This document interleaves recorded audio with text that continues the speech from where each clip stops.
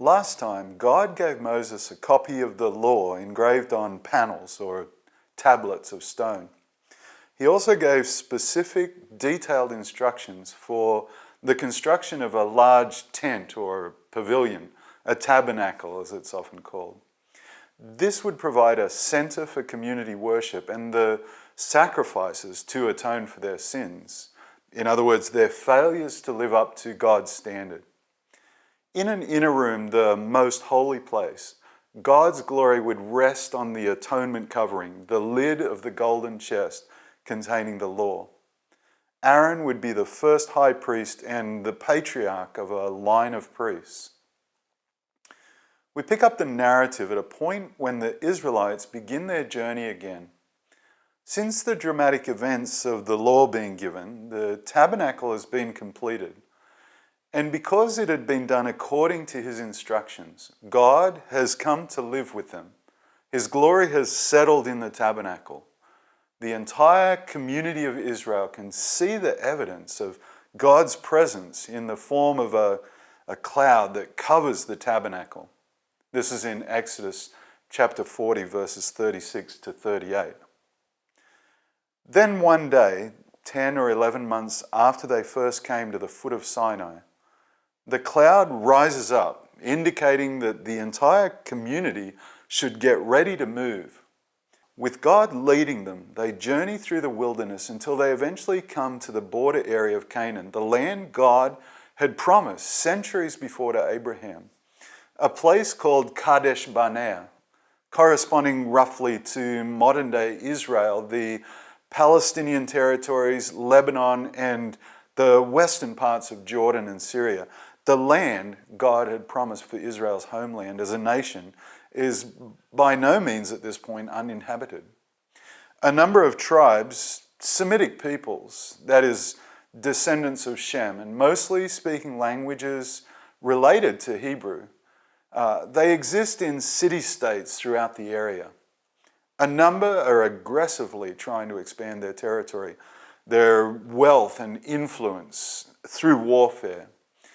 It seems that without exception, as communities, they had long ago turned away from God's story and the worship of Him as Creator to pursue cult practices and their local cultural stories. Centuries before, in reference to one of these groups, God told Abraham that his descendants would return to Canaan at a point when the sins of the Amorites would warrant their destruction. God had graciously given them opportunity to turn to Him in repentance, but that opportunity was now at an end. He would use events to achieve His dual purpose of providing a promised homeland for the nation of Israel, while also meting out judgment on the existing inhabitants who refused to acknowledge Him as Creator God. A number of events took place while the Israelites are camped at Kadesh Barnea, but we pick up the narrative with God telling Moses to choose 12 men, one from each of the ancestral Israelite tribes, to go into Canaan and come back with a report of what they found. We can read about it in Numbers chapter 13, verses 1 and 2.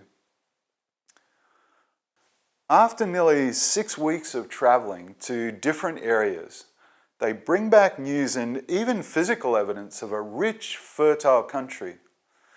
But they also relate disturbing accounts of heavily fortified towns and inhabitants of huge stature, giants they call them.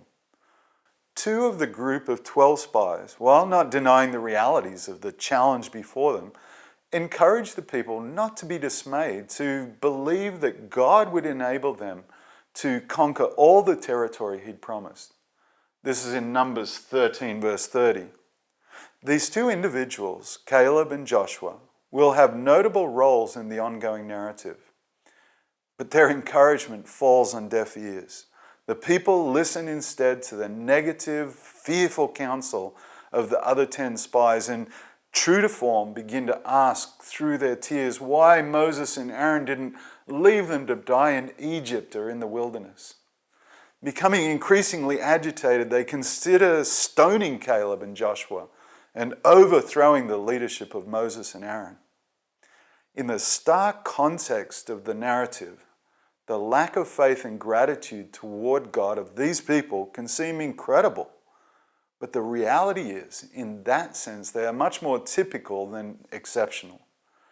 Despite all the evidence, people do not readily acknowledge who God is, what He's done, or take Him at His word. As in every other such case, before and since, lack of faith and rebellion against God has dire consequences for the Israelite community. God declares that this generation will not be the ones to enter in and inhabit the promised territory. They'll wander for 40 years, a day for each year the spies explored the land. Eventually they'll die in the wilderness, and it will be their children's generation that will inhabit the land that God has promised for the nation. God continues to give an account in His story of events and His interaction with the Israelites while they are wandering in the semi-arid wilderness, probably of the Sinai Peninsula. An account is given in Numbers chapter 20 of a time when the nomadic community runs out of water.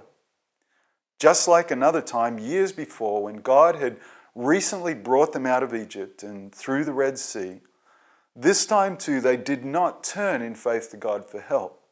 Instead, they complain and blame Moses and Aaron for leading them out to die here in the wastelands. This time, God tells Moses that water will be provided if he will speak to a nearby rock. But Moses, frustrated with the people, strikes the rock with his staff. Although God does bring water out for the Israelite community and their livestock, He's displeased with Aaron and Moses over their disobedience to His instructions. In time, Aaron would die without entering the promised land, and then later Moses would also. It isn't long until the Israelites, weary and frustrated by the long journey, begin again to complain against God and His designated mouthpiece, Moses. They complain about the lack of good food and drink in the wilderness, expressing hatred for this horrible manna. This time, God's punishment comes in the form of poisonous snakes whose bite is lethal. When the people acknowledge their sin and ask Moses to pray for the Lord's help, He tells Moses to make a replica of a snake and put it on a pole. People, having been bitten by a poisonous snake, who look at the bronze replica will be healed. This is in Numbers chapter 21, verses 8 and 9.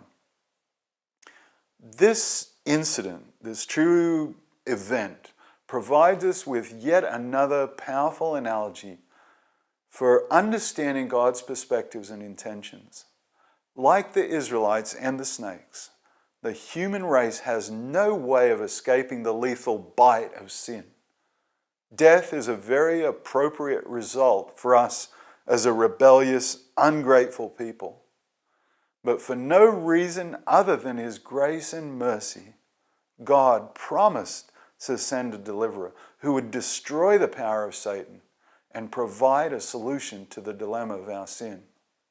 The symbolic connections between God's response to Israel's physical predicament here and how through the deliverer He would deal with the much larger dilemma facing the entire human race are, of course, explicated. They're brought out later in the narrative.